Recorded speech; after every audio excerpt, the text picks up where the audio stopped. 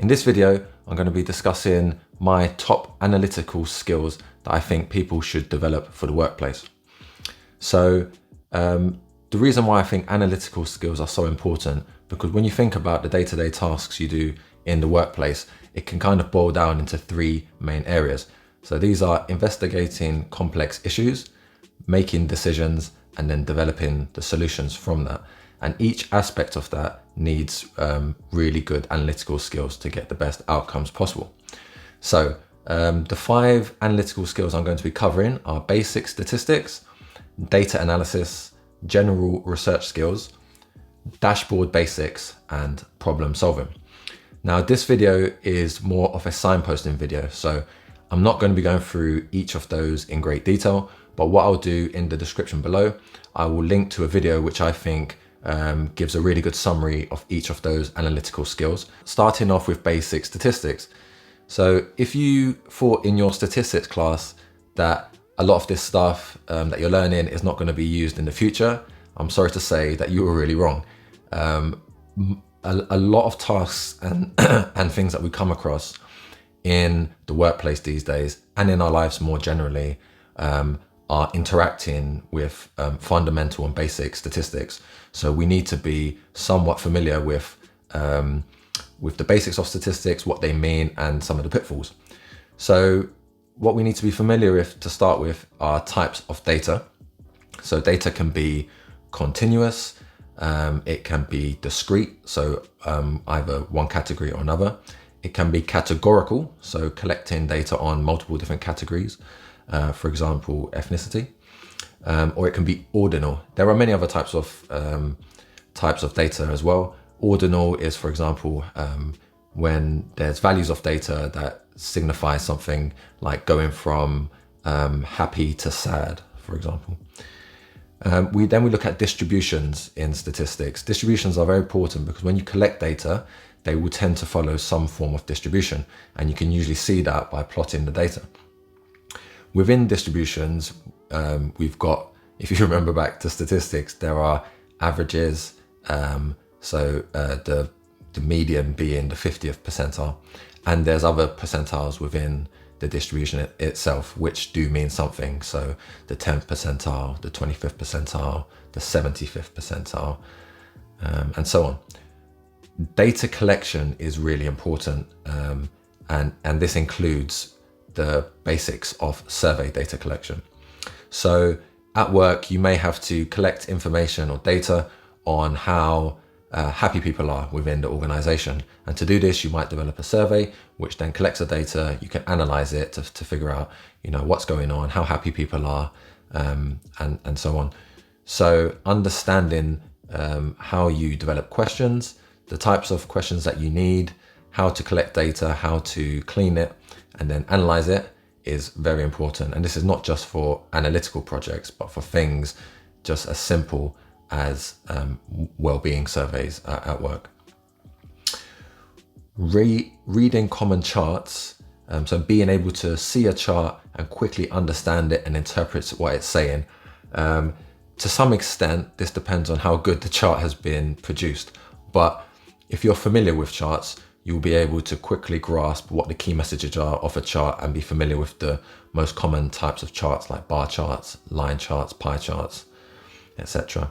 And then lastly, for basic statistics, knowing the common misconceptions and how people can spin statistics is very, very important. So we're getting now into areas such as correlation versus causation, seeing below averages to different types of subgroups and what the values are for those subgroups, and just understanding more or less the uncertainty around an estimate when it's being produced. So if a statistics is showing an estimate of something, if it hasn't been collected through a census or through collecting data on every single data point possible, so it's been done, for example, for a survey, we know there's going to be an element of uncertainty around that estimate, and understanding that and knowing what that range is very important for interpreting that statistic. So once you've collected your data, or there's data available, another key skill to be able to use is data analysis. So this is taking the data and finding patterns within the data that can provide insight into the problem that you have.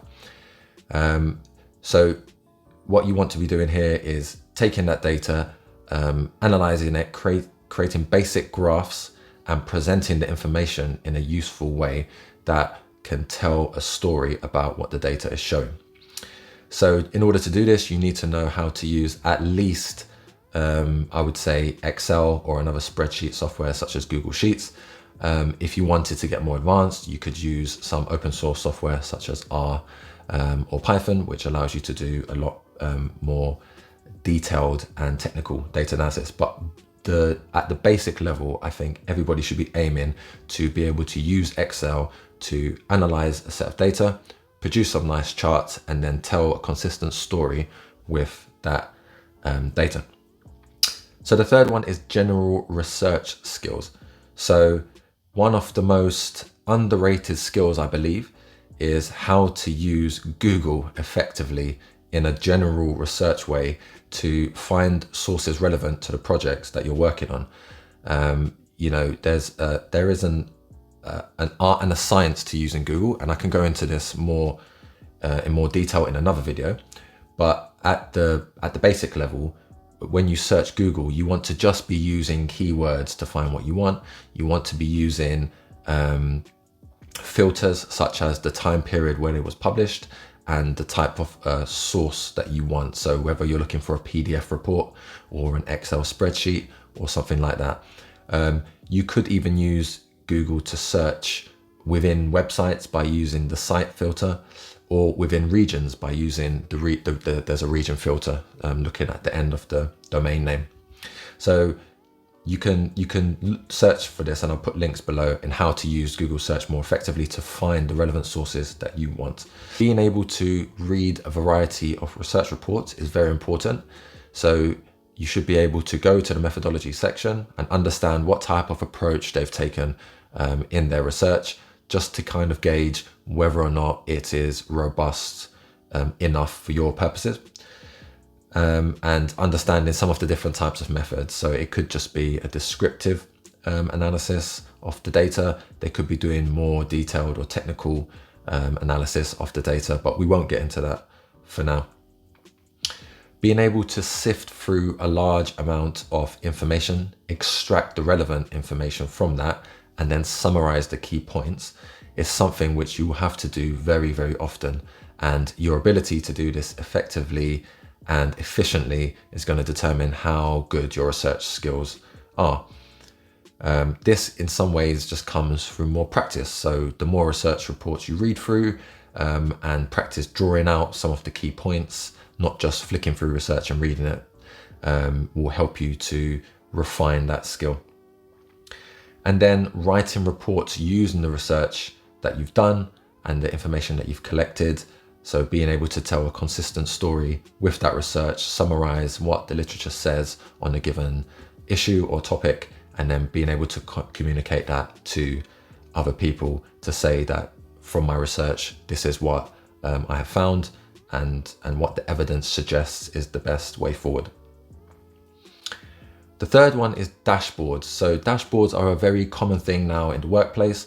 You'll find many organizations across many different business areas using dashboards to help inform senior leaders or people within the organization about what is happening on their projects and the performance of their programs. So what we need to understand in terms of dashboard skills are what are performance metrics. So what are the key metrics? Sometimes they're called KPIs, key performance indicators. So what are the KPIs that are used within a given business area that can help to inform how much progress is being made and whether or not we are reaching the outcomes that we desire? So it could be for a business, things like revenue. For a government department, it could be things like outcomes for people or delivery of services.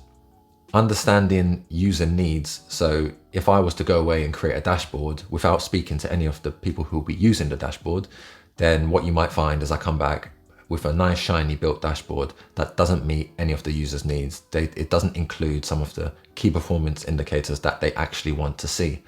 So having a process, being able to sit down and understand what the user needs are of individuals, I think is a very important skill to be able to build a good dashboard.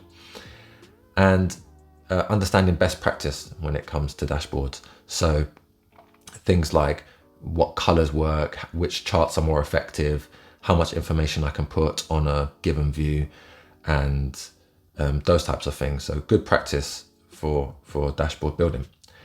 And then the last skill that I want to cover is problem solving. So fundamentally, any project or piece of work that you are doing at work will involve solving a project, problem solving. So there are different methodologies that you can use for problem solving and different approaches you can take. Consultancies tend to specialize a lot in problem solving, and their approaches to problem solving are well known, such as the McKinsey problem solving method, which I'm going to cover in another video because I'm looking into this in a bit more detail. But fundamentally, an approach to problem solving needs analytical skills. So in its most basic form, you can break down problem solving into 3 categories. So defining the problem, disaggregating the problem, and then using data and evidence to inform which decision you want to take or which route you want to take to solve the problem. So in order to do that, again, we go back to using data, using statistics, using evidence, using research. All of those things that we've just discussed do tie into the skills needed for problem solving. And I think problem solving, out of them all, is probably one of the most important analytical skills you can develop to get ahead in the workplace, because fundamentally everything you'll be working on is problem solving and working on complex issues that need a solution. So I hope this video was really useful for you. As I said, it was just a signposting video, so I haven't gone into each of these analytical skills in great detail.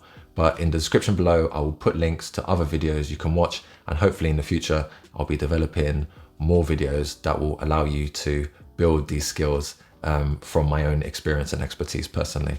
Thank you very much, and I'll catch you in the next one. Cheers.